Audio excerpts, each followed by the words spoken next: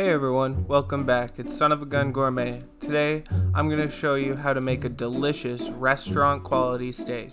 If you're new here, make sure to hit the like and subscribe button and let's start cooking. The first step is to bring your steak up to room temperature.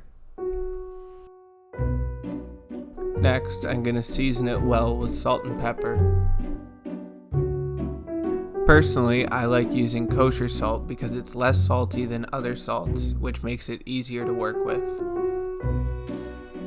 Be sure to season all the sides, including the fat cap.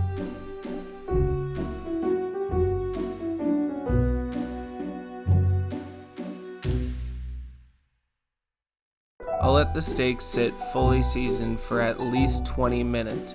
This will help the salt penetrate the meat, tenderizing it and sealing in the flavor.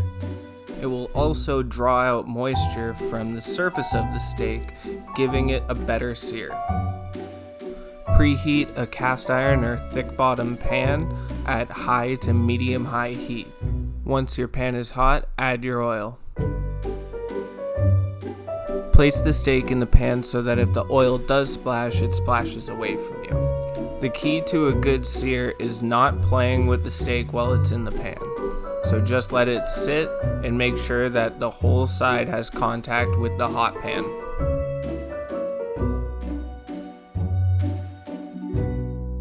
After about 3 minutes, I'll give the steak a flip.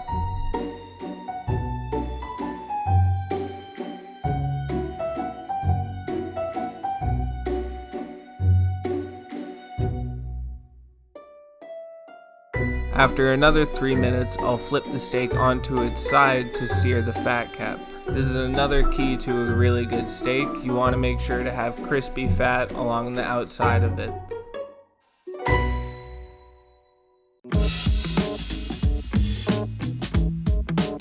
After I've seared all the sides, now I'm going to add some garlic, thyme, and a good amount of butter.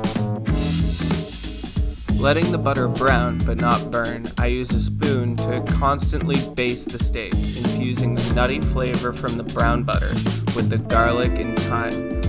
If you've never butter basted a steak before, it provides phenomenal flavor and it could really take a dish to another level.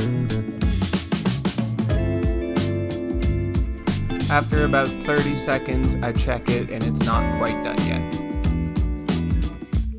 Keep going until you've reached your desired doneness, using the firmness of the steak as a guide.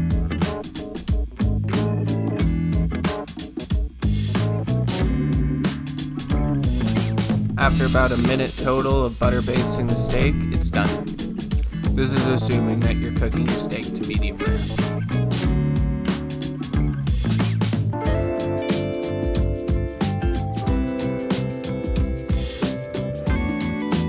If you don't have a resting rack, you could just let your steak rest on top of a spoon on a cutting board.